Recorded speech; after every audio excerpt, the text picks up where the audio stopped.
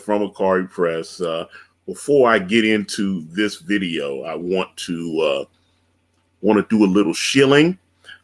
So let's do the shilling. Hold on, let me do the screen share because I want you guys to know that my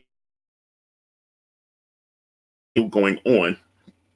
Hopefully that didn't chop out because I know sometimes when you do the screen share on this thing, it locks up. But all right, so there we are. We're on Indiegogo. We're at $71,734. And of course, if you want to read Brand, I have a direct link to it in the description, or you can type in akaripress.com. It'll take you right here, and you can go right here on this line and read it. And then if you like it, maybe you'll pick up this Santana Baby triple cover pack. But let's get into the video. Okay, so you can see here, this is the documentary that was released, I think it was released about 2 weeks ago. It's called What We Left Behind. It is a behind-the-scenes documentary about Star Trek Deep Space Nine. And I am a big Trekkie, so I wanted to do the video on this. I thought this was an incredible documentary. I really enjoyed it. Let me get back and actually look on the screen again. That's when you do that, because I want y'all to see my face and do all that. All right, so let's break it down. Again, love this. I thought it was fantastic. Glad I purchased it. I actually bought the digital download of this. Now, what I didn't know is they crowdfunded this on Indiegogo, which of course you can get my comic book Brand on Indiegogo again. All right, so they crowdfunded on Indiegogo and raised almost $700,000. They've got it like on Blu-ray and just regular DVD, and of course, like I said, I purchased the download from Amazon Prime. It's on Amazon, and you can purchase it. So that's how I watched it. Like it was like $13. I enjoyed it. It was money well spent, I should say. So let's actually get into there were some things though. So buckle up. We're gonna really get into it because I actually have notes. I broke it down, and a lot of times when I'm doing these streams, I just like to talk. I don't like to have notes. Everybody's like, Tonio, you should be more prepared when you do your live streams and when you're talking, just kind of free ball, and you just kind of go out there. And I was like, that's what I like. I don't want to have everything prepared. I just want stuff to come in my head and I want to say it, period. But right now we're going to get into it. So I'm going to look at my notes because I got a bunch of them. Okay. So I got this. Okay. So when we start off the documentary, the big thing for me is, they were talking about how the show Deep Space Nine came into creation. Star Trek, I think, was in its 5th season. So they knew that probably it'd run maybe 2 or 3 more seasons and it'd be gone. And obviously you want to have Trek on the air. So they started preparing for what was going to be the new season. And so they came up with this concept here for a Star Trek show, but it was going to be different. Obviously, it's, Deep Space Nine is different from all the other Star Trek shows because it doesn't take place on a actual battleship or a galaxy cruiser or whatever, because I forgot, the Federation are not, they're not military, they're explorers, blah, blah, blah. So, but it, Deep Space Nine actually takes place on a space station as opposed to taking place on a galaxy class vessel where they're going to different planets and meeting. They're not doing what the Enterprise's mission is supposed to do. So they started realizing a couple things they wanted to change. Obviously, they started realizing they wanted a black actor to play the lead. Trek's supposed to break ground, so they need a black actor. They started reading people, and they saw Avery Brooks. I think it was what's his name? Ron Berman. Probably butchering that. I know his last name's Berman, and I know was it Ira Stephen Bear? That were like the executive producers and co-creators on the show. But I think it was Berman that said that, or was it Rick Berman? Either way, I'm killing it. But they said they saw Avery Brooks on tape. So they saw, I guess maybe it was an audition tape or whatever. He had obviously been on Spencer for Hire. He'd been on Spencer for Hire, and then they spun him off onto a show. What was it? A Man Named Hawk, or Man Called Hawk? Because that's what a lot of folks knew him from. Hawk. He was Hawk on Spencer for Hire and everything. So, he had the bald head, had the goatee, and he was just cool. You see Hawk, and that was just a cool character. And they had him in the Hawk spinoff, and then obviously it didn't work out. It didn't, it last a season, 2 seasons, if that. But people knew who he was. They recognized he'd been on network television. So Rick Berman said that when he saw the tape with Avery Brooks, that they didn't want anybody else. They knew. They was like, bam, that's the guy. All right, so they bring him in. Obviously, he took the job. And then this is when I love Hollywood. This is when they start freaking out.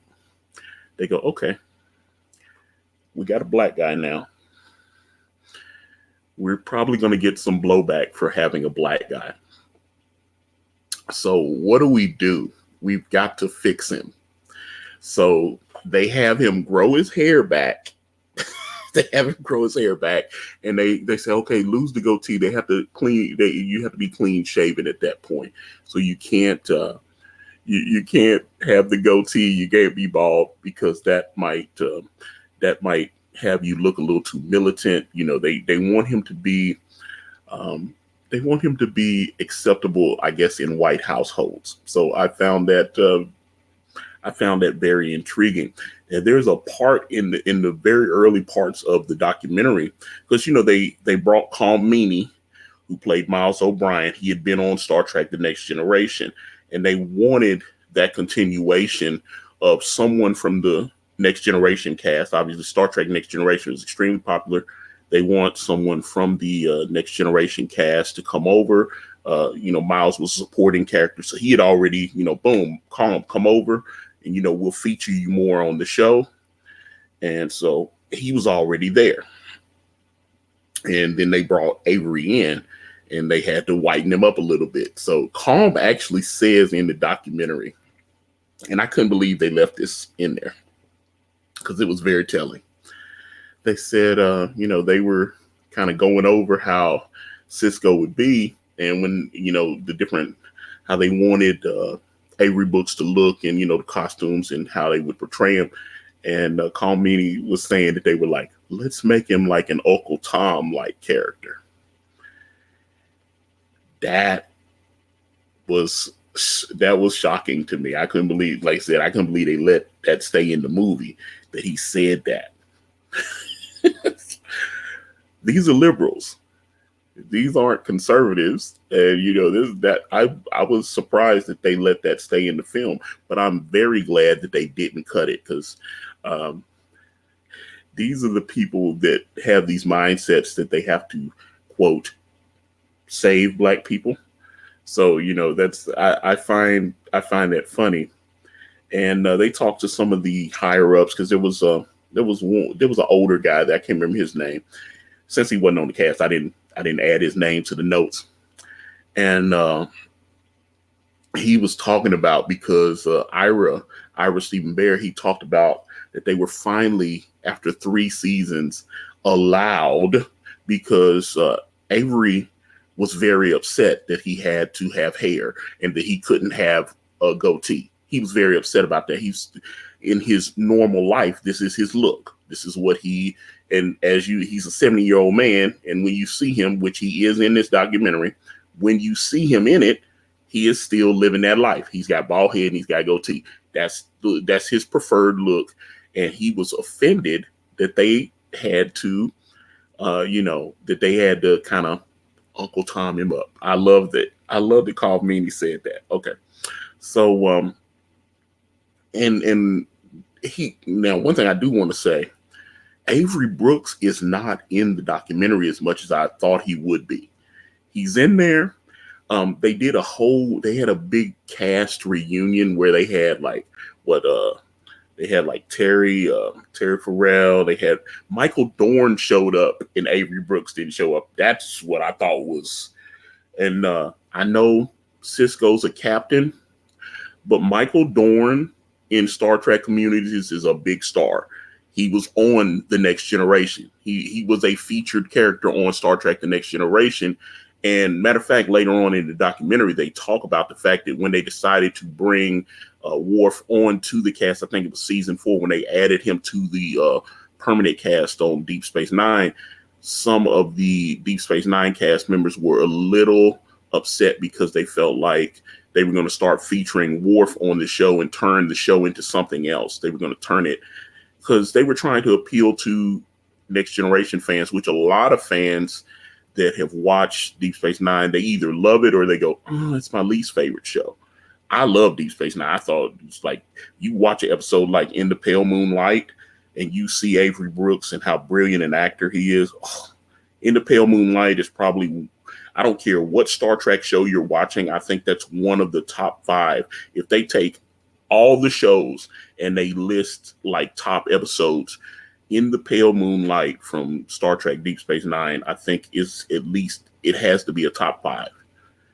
You know, like Best of Both Worlds from Star Trek The Next Generation. I'd like that as 2 parts to count as one episode since it was just a big thing. But Unification from Star Trek The Next Generation. But In the Pale Moonlight, that was killer. So, but yeah, so he was saying that one of the things that drew him to the job, because you would hear black actors say this a lot, that yeah, they would get on Star Trek, but they have to have all this prosthetic makeup. They have to, you have to put they even goofed on that in episode of In Living Color. They had the character like the what was the Headleys or whatever, they had the butts on their head. And that was a goof on the Star Trek shows, because they would bring black actors in, but you couldn't know they were black. They had the Ferengi teeth, they had the Klingon makeup, they put different prosthetics on them so so that they weren't, all of a sudden they weren't black anymore. And that was one of the things Avery Brooks said that attracted him to the part, is that he wasn't going to have to be in prosthetics. He said, not only was I not going to be in makeup, but I was going to be brown, and people were going to see it. They were going to know that was a black man in there. So I thought that was interesting when he said that. But I thought the Uncle Tom comment from Calm was very interesting. So Cisco, Commander Cisco at that time, was apparently cast to be an Uncle Tom character. Now, little side note on that, Avery Brooks actually played Uncle Tom. I watched the movie. What was that, like 25 years ago? I remember, something like that. Avery Brooks was in Uncle Tom's Cabin, and he was actually very good at it.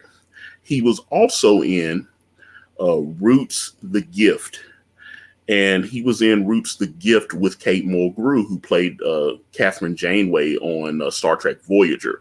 That was the first time they worked together. So I thought that was, what was that, like 85, 86 or so, when they did Roots the Gift on ABC. But yeah, I thought that was weird that that's where they met. Was working on Roots the Gift, because yeah, she was like a slave hunter or something, and he was her assistant. They would have a lot of these slave movies, they would have a black person that that was real good with hunting slaves too, and he would help the master or whatever hunt down runaways. But that's kind of what Avery Brooks's character was. Okay, so Avery Brooks is in the documentary. He's barely in it though. And like I said, he didn't show up to the big cast grouping. So I thought that was interesting. I would have liked to see him, because like I said, Michael Dorn showed up, and he's huge in Star Trek circles. He's he's almost on the level of like a Picard or something like that, because Worf is a beloved character, so he can still, he can still go to all these cons and get top dollar. A lot of the ones that just go everywhere, they don't get the same money outside of George Takei. Like George Takei, he was on the original cast, but he goes everywhere. I remember hearing George Takei talk about being on the con circuit, and he was talking like he's outside 150 dates. It's like crazy the amount of time that because they've got, not only do they have all the cons in the US, they have cons in Canada, and then they South America, whatever, he's going to Australia. He's got regular con appearances in Germany and all that kind of stuff. So George Takei was talking about how busy he was just going to cons. It's like a full-time job. You get home, you pack your bags again, you right back out on the road because you got to go to another con. And I mean, just you can stay busy just touring the cons in the US. And then, like I said, he was talking about he's got regular con appearances over in Europe and stuff. So I'm like, so yeah, George Takei, even though Sulu is a supporting character, he's a supporting character on the original cast. Was also like Michelle Nichols and stuff. Those people that were on the original Star Trek can still get nice appearance fees for going to all these cons. So Michael Dorn's in that kind of level because he was on the Next Generation. And a lot of people forget Star Trek The Next Generation was the last Star Trek series that was produced when Gene Roddenberry was still alive. He actually died. It was 3 or so of the Next Generation run. I remember seeing an interview with Patrick Stewart, and he talked about they were on set and they stopped. They stopped filming, and they let everybody know that Gene Roddenberry had passed. And it was and they said everybody was really emotional because actually would stop by the set sometimes, and talk to the actors. And he's friendly with everybody. But Gene Roddenberry was dead, and then they did Deep Space Nine. So maybe I think that's why some people have resisted Deep Space Nine, because he didn't actually have anything personally to do with the show, and it was just they just used his licensing or whatever. Let's see. There were some different takes in the documentary that I really want to talk about. Let's see. Andrew Robinson, that played Elam Garrett, and Ira Bear talked about this as well. Apparently Garrick is gay. I found that interesting. And apparently he was, not only is Elam Garrett gay, he's gay and he is in love with Julian Bashir. So I found that interesting as well. I was like, that seemed interesting to me, because they never obviously touched on it in the show. And I'm like, why is he gay? Is he gay because he's a tailor? I don't know. It's a lot of times if they cast a gay actor to play someone, then they automatically like, well, I'm gay, so the character is gay. But last I checked, Andrew's actually married to a woman, but I guess he was playing Elam Garrick as a gay man. I never picked that up. Obviously Julian Bashir was a straight character. He was always chasing women, and he was in love with Jadzia Dax, and she didn't like him or whatever, and then he ends up with Ezra Dax. So but he was always oh yeah, and the Dabo girl. I remember he had the Dabo girl that ended up with Rom as well, that ended up marrying Rom. But yeah, so he was always chasing women. So I thought that was weird that they, Ira Bear and Andrew Robinson both mentioned, that maybe they should have done a angle where Elam Garrick is, he finally, puts the moves on Bashir. I'm glad they didn't do that, because that just, I thought that was strange. particularly because I like the friendship between Garrick and Bashir. I've always thought that was really cool. I thought that, that because Bashir's character was really annoying, especially like that first season or two. They hadn't quite fleshed him out, and he was just always the know-it-all. He knew this, blah, blah. And then, when they really start breaking it down, they start putting him with like Miles O'Brien. I liked his friendship with Miles O'Brien. I really liked his friendship with Elam Garrick. I thought that was dope. So I didn't read any gay thing into it. I just thought there was two dudes that were cool friends and stuff. I never, they're lovers, or one of them wants to be lovers with the other. I just thought that was strange. But like I said, Andrew Robinson and Ira Bear both mentioned that could have been a possibility or whatever, so I thought that was a little strange. Okay, so let's get more into it. Okay, they had a segment where like they even opened the documentary with this, where they were reading. They had different actors from Deep Space Nine reading. What was it? Rene Auberjonois. I can't. His name. I've been watching that dude since I was like 5 years old when he was on Benson. But I can't say your last name, brother, but I'm a big fan. But Renee and what's the guy? Armin Shimmerin that played Quark, and then Nana Visitor. I think the guy that played Nog as well. They had a couple of actors reading some of the hate mail that they had gotten from fans. Like when the show, I guess they saved all the letters that people wrote to Paramount. And the actor that played Nog actually read one of, I think it was about halfway through the film. He read, because they would like read some hate mail, and then they would go into another segment, and then you have another person read some hate mail, and they go into another segment. So I thought it was kind of funny.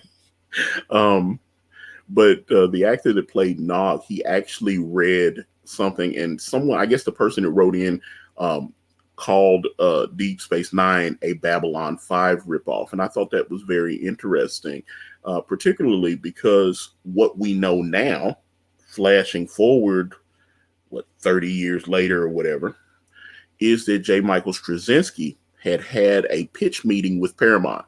They actually went to Paramount and proposed what we know now is Babylon 5. They proposed the show.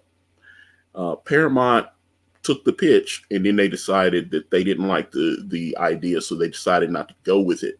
And then about a year later or whatever, a very similar premise called Star Trek Deep Space Nine came out. So, I mean, I don't know if they sued or anything, because I've heard J. Michael Straczynski talk about this a few times, that he obviously did feel like they took some licenses, but he also said that in the end it was a good show, but they took some of it.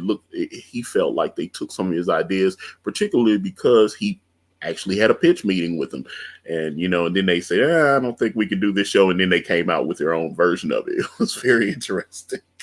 But they kind of soft shoed over that. They never mentioned J. Michael Straczynski. They never mentioned the fact that he had a pitch meeting with Paramount before they, obviously, and he had Babylon 5 on the air, and then they came out with Deep Space Nine. So they were running at the same time.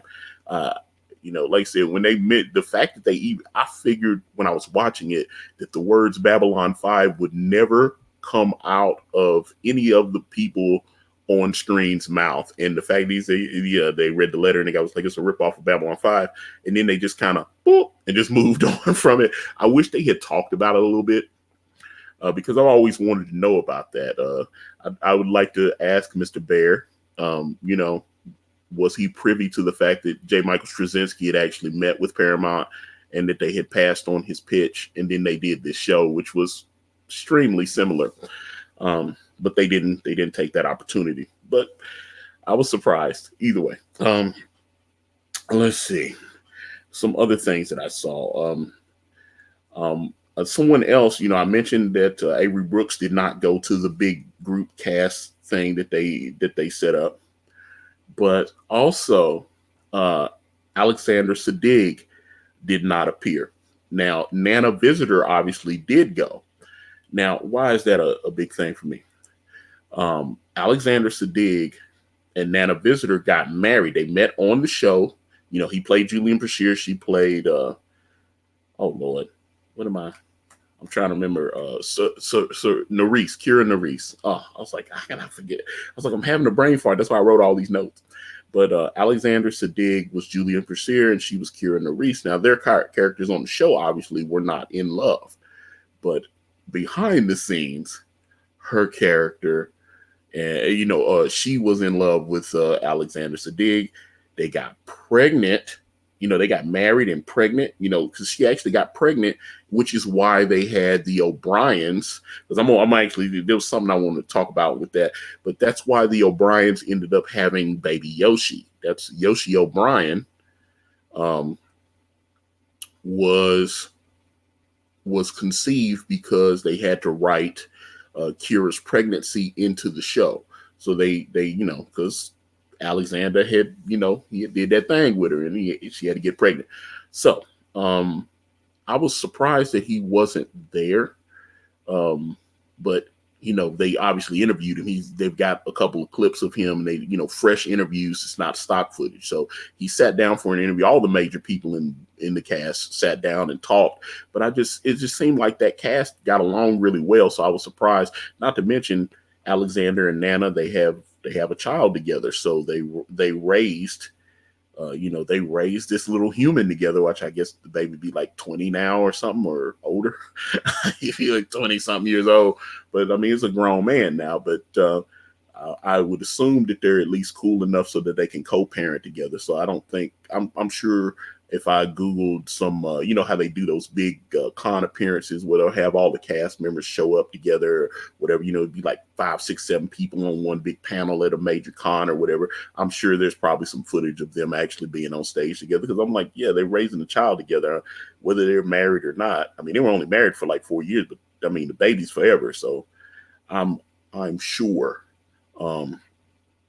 that there's some footage of them being cool, because I figured y'all raising the kid together, you was like, okay, it just didn't work out for us, but we're cool. We're gonna raise this child, whatever. So I thought that was a little strange that he wasn't there, but although he works a lot, I mean, he was on Game of Thrones. I think they started shooting, because when at the beginning of the thing, they actually gave a date, and it was all the way back in 2015. Now, they didn't put the movie out till this year, but they started shooting this back in 2015. So at that time, he was shooting like Game of Thrones and stuff. So he probably was in Europe or something. He was like, yeah, I'll talk to you guys, but I've got to like shoot Game of Thrones. And I've seen him on a couple of other shows. I mean, he works a lot. Big thing about Alexander Siddig is he's actually Malcolm McDowell's nephew.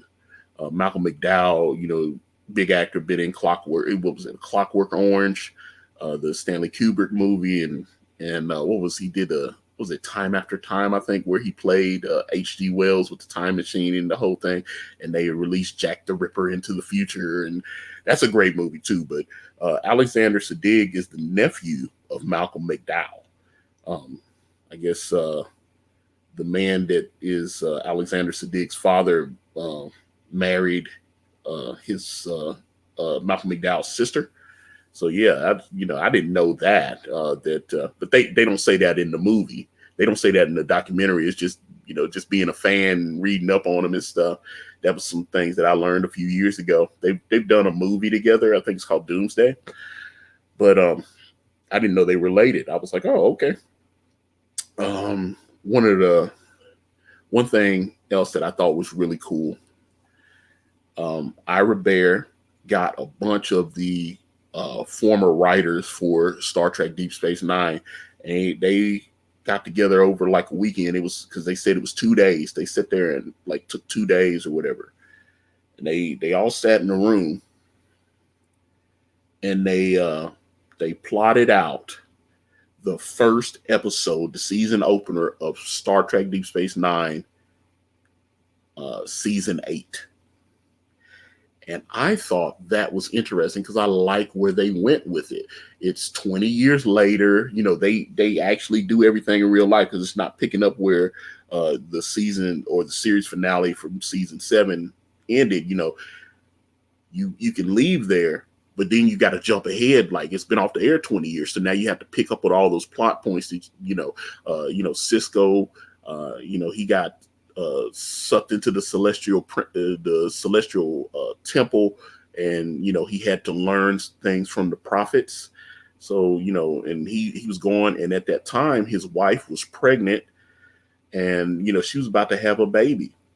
Turns out that baby was a boy, which I think they said his name. I think his name is Joseph Sisko. So his wife had a baby named Joseph Sisko. Um, um, Nog is apparently a Starfleet captain, and it was a lot of cool stuff. I thought they went through the entire. It had 5 segments, and part of the documentary they were going through, and they were like, okay, here's the Act 1, here's Act 2, and they broke. And I mean, by the end of the movie, they had two boards filled up, and it had all the plot. It was an episode of Star Trek DS9, and it was dope. I actually thought what they did. There's only one little thing that I thought is a nitpick, and you guys can get at me for what this is. My nitpick is when they were doing because they had like animated storyboards for some of the key scenes and stuff. Okay. So I mentioned Yoshi O'Brien, which they don't mention what happened to Yoshi at all. And I guess Yoshi's not on the new Star Trek Deep Space Nine because he just don't exist, because he was a plot baby. Remember, Nana got pregnant, and they had to figure out a way to, work him in,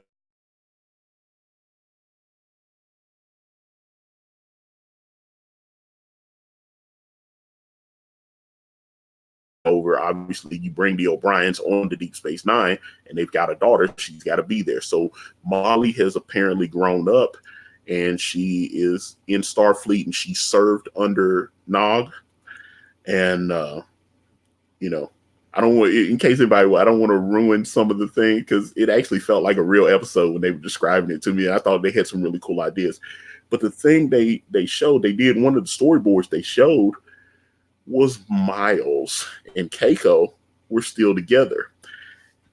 And I thought that was strange. Keiko O'Brien was played by Rosalind Chow. And I know she's going to be in the live action Mulan movie. I liked Rosalind Chow when she was on Star Trek: The Next Generation. I liked her friendship with Data. That was the whole thing.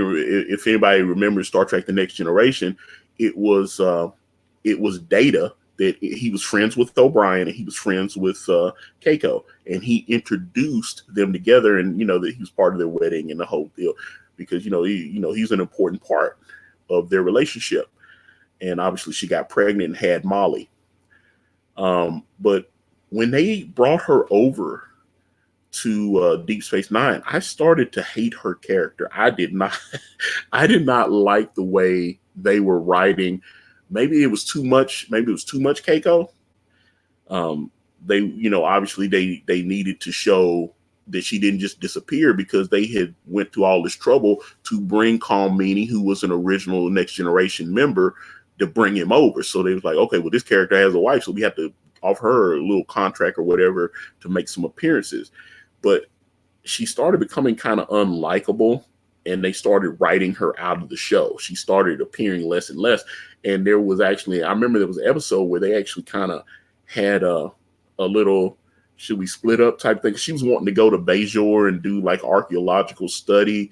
And he was like, oh, I'm not going to see, she's going to be gone for like 6 months. And he's like, so wait a minute, I'm not going to see you. I'm not going to see my daughter. What the, she's taking the kid, and it was a whole thing. And then, I mean, they reconciled. They never got divorced on the show, but it looked like they weren't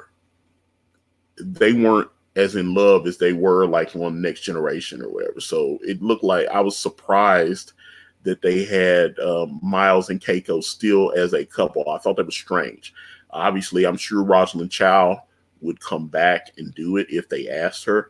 I mean, and again, this was just them doing something special for the documentary. They're not doing this, but I thought what they came up with for season 8, episode 1 was dope. I thought it was really, really cool. But I was like, why is Miles still with Keiko? Because they were clearly trying to get her up out of there on the show, because it was all about Miles and Julian's adventures together. It was all that kind of stuff. And then Then all of a sudden Keiko would come in and, and have to straighten Miles up. It's like, oh, so you're always off hanging out with your friends. We've got to get rid of that, and she was always the mood dampener for me. And I was like, I liked her on Next Generation. And I was just like, yeah, get her up out of there. It really brought the house down. So I was surprised that the writers were like, yeah, so they're going to get a message from Molly to, because something happens, which I don't want to, if you watch the movie, I don't want to ruin it. Something happens where all the cast members from Deep Space Nine have to go back to Deep Space Nine and have a reunion. Someone has died or whatever, or someone is dying. I'll just say that. And so, it's such they feel such connection to this person that they feel like they have to drop what they're doing and have this reunion on Deep Space Nine. Some of the key things were they had Worf on Kronos with Martok. Martok. Quark was. I keep saying Quark. Worf was supposed to be the Chancellor, and he didn't want to be the Chancellor. He killed Gowron, and he didn't want to be the Chancellor, and passed it to Martok. But Martok brought him back to Kronos as his right-hand man. And they said that Martok at this time is getting older, and that Worf, he was telling Worf that it was time that he take over and become the leader. And then this call to go back to Deep Space Nine comes, and he decides to, hey, I got to go back to Deep Space Nine and look into this. I got to check this out. So that brings him to DS9. One thing that didn't show up in this imaginary season 8 episode 1, there was no Odo. So I was like, okay, so as this goes, we're going to get Odo. But the entire episode began and ended, and there was no Odo. So I was like, oh, okay, so that's going to be a plot point, because you got to bring Odo back now. Let me see, who else did they? Oh yeah, they show Garrick, and like Garrick's in the episode. I mean, they had some really good ideas. They showed Jake Sisko. He's become the writer that they had teased him becoming on Deep Space Nine. Kira Nerys is a Kai.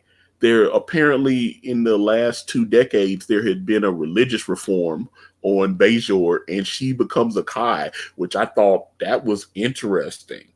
But she became a Kai, but she became kind of like what was the evil Kai chick that was played by Nurse Ratched? But she became like, I don't know, it seemed like she was still cool with her friends, but it seemed like she had a little shade in her.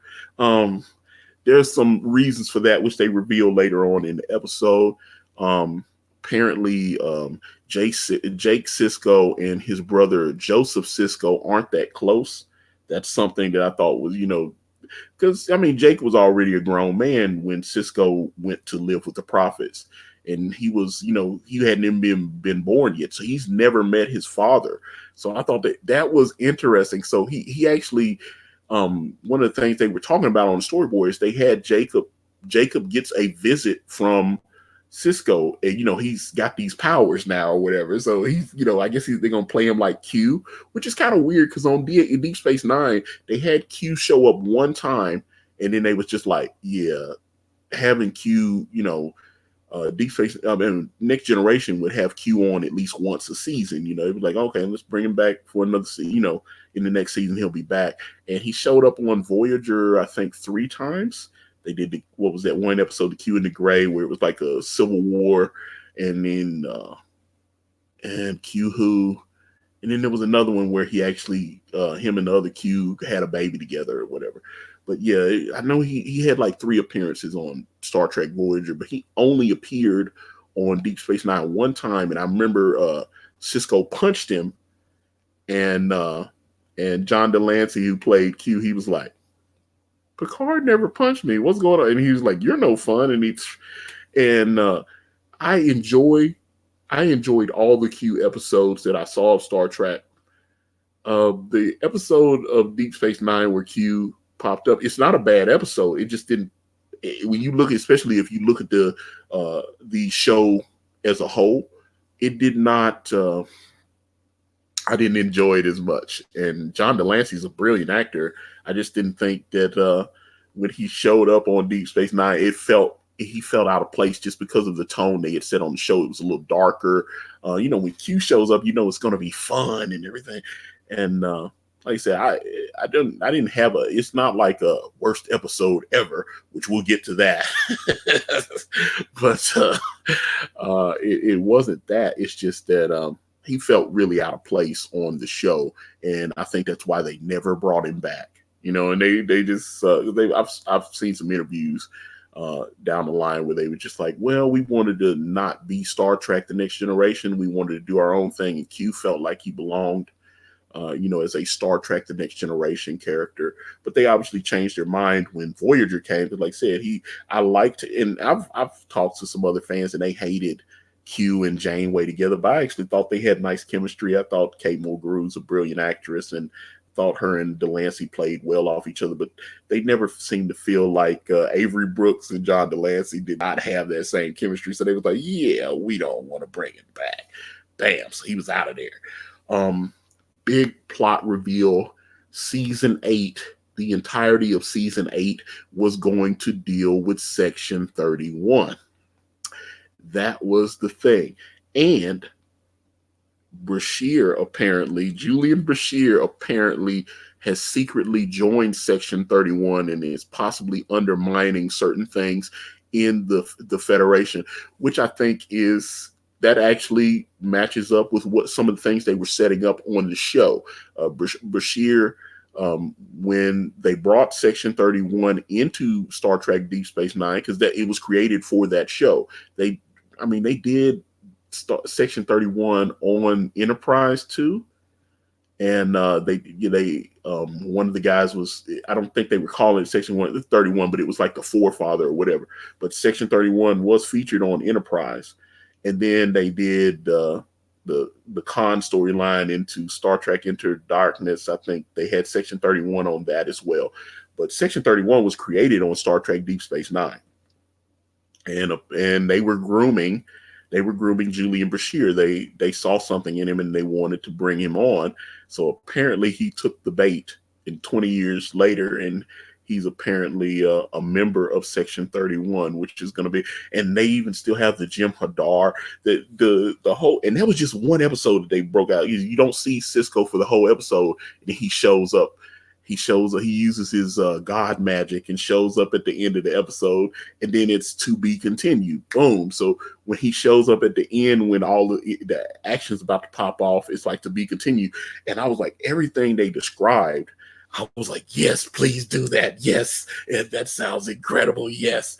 I thought the episode that they laid out, I thought would have been extremely strong. You had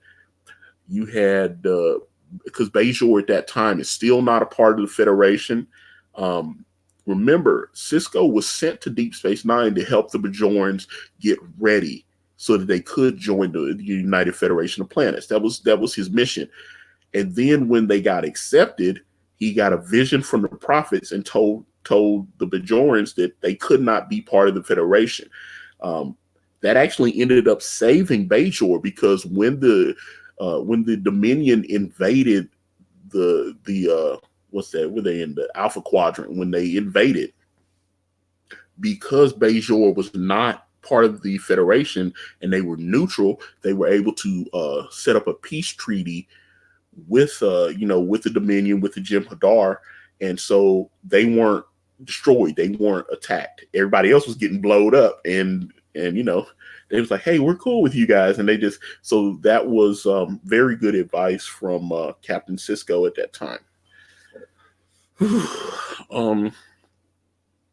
They kind of touched on when they decided to make Avery Brooks go from being a commander to being a captain. And they kind of talked about, because some people were like, the reason he was a commander is because they wanted to show an officer who hadn't made all the rank yet. He was still up and coming in Starfleet.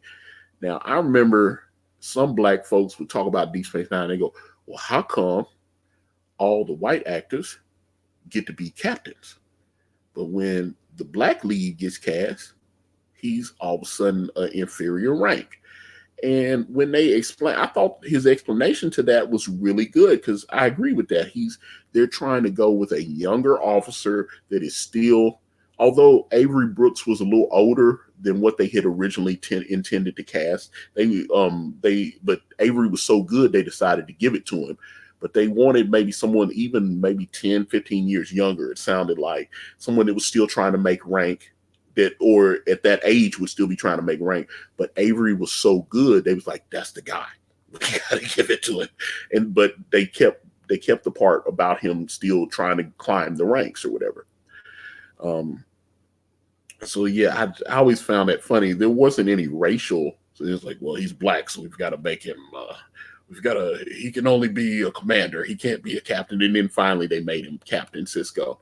But I really dug this. And I was just, yeah, I really thought if they ever do, even if it was a one shot or something, season 8, episode 1, I thought would be I would like to see the entire season, even if they just did like 13 episodes, instead of what we're watching on Star Trek Discovery.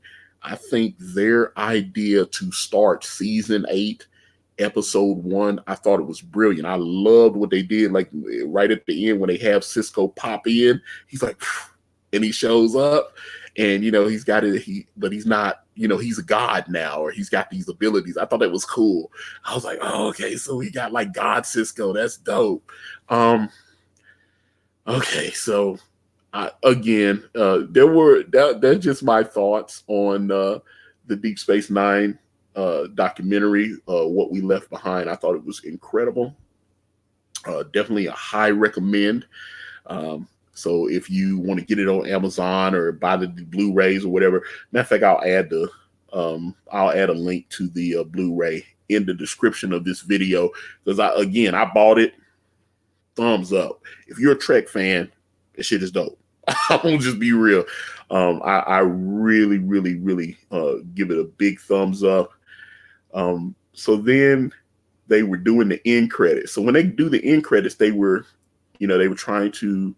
They were like, we left something out, and we didn't mention what's the greatest moments in Deep Space Nine history and all this kind of. It was Ira Bear and Nana Visitor, and she was in the credit. They had a lot of things. They had singing. They did all kind of things. They had some fun. You could tell the cast members liked each other. That's one of the things. There's a lot of these shows in, and you'd be like, oh God, those guys really couldn't stand each other. It's horrible. I'm actually going to watch it again. I thought it was fantastic. But they were going through the different things that they didn't add to the movie. So it was like, the movie's over and you didn't talk about this, or you didn't talk about this episode. What about that? Because they were like, you never mentioned that Iggy Pop made a guest appearance, and they showed Iggy Pop as one of the what was it? Not the Jim Hadar, the characters that's like Wayoon. He was one of, I can't remember what the name. Yeah, like I said, I'm just doing this off the cuff. But Iggy Pop, they showed Iggy Pop's little quick cameo on Deep Space Nine. And then they also showed, what was the guy? He played Will Robinson on Lost in Space. Bill Mummy, I think that's right. But Bill Mummy, and they showed the episode where he died, and he died in Dax's arms or Kira Nerys. Either way, he died, and they told that story. And then they were. Nana and Ira were going back and forth, and apparently they put all the names of the backers of the Indiegogo. I guess if you backed a certain perk, there's a section there where there's a huge, and I mean they got hundreds of names up there. It was like, it was so many. He's like, because he even said to Nana, he said, "You realize nobody's listening to us now. They're just looking to see if we left their name out of the credits." And I thought that was funny because, and I was looking, I was like, I didn't even know these people, and I didn't back because I didn't know that they did it, because I would have backed. I love Deep Space Nine. I would have backed the Indiegogo. I wish I had known about it, because I can't believe I missed it. As big a Star Trek fan as I am, but like I said, big huge thing with all these names roll up, boom. And then they go, "This is the greatest moment in the history of Star Trek," and it's an inside joke to people that actually know about Star Trek. It's the thing where was it Cisco, Dak, Bashir, and Nerys, and they have to do the hopscotch thing. Alamo Ray, come 2-4. Alamo Ray, come one more. Alamo Ray, and Avery Brooks has talked about that, because they asked him, they said, like, what's one of the worst moments you ever had on Deep Space Nine? And he's often cited that particular scene. He thought it was stupid, but he's a pro, so he did it. And yeah, even when you watch it back now, it is cringeworthy. So I thought it was fun. They said, "This is the greatest moment in Deep Space Nine history." And it was like, "Oh, Ray, don't do fun." It was so funny because they hated doing that scene. But again, what we left behind, I thought it was incredible. That is the power of crowdfunding. Man, hope you guys like this. I just wanted to talk. I thought it was brilliant. I wanted to, but like I said, they said some stuff in there and they really, really got into it. They were talking about it being, they didn't want to make it too long. I wish if they had put on about another half hour and put some of that stuff that they cut, because they interviewed a couple of people. I'm actually thinking even though I bought the digital version, it didn't have all the special features and stuff. So I'm actually thinking about buying the Blu-ray now, even though I already bought the downloaded version. I'm thinking about buying the Blu-ray so that I can. Apparently, they've got some of the clips that got cut out. So that's making me want to buy that. And I'm like, man, that's good. But yeah, check it out if you haven't, or if you have seen it, let me know what you guys think about that. Again, thank you guys so much for watching. If you are new to the channel, please like and subscribe, or tell me you hate me, as so many do. Or also, again, check out Brand. If you want to read the first 21 pages for free, the link of that to that is in the description. But with that being said, I'm gonna wrap this video up. And if you guys want to reach out to me, I'm on Facebook, Instagram, Twitter, and right here on this YouTube channel. Everywhere is at Akari Press. If you type in akaripress.com, it will take you directly to my Indiegogo campaign for my comic book series Brand with the phenomenal Kanan White. We're on Teespring. We're on Amazon.com. The links to those are in the description. Thank you guys so much for watching. Like and subscribe. I'm out.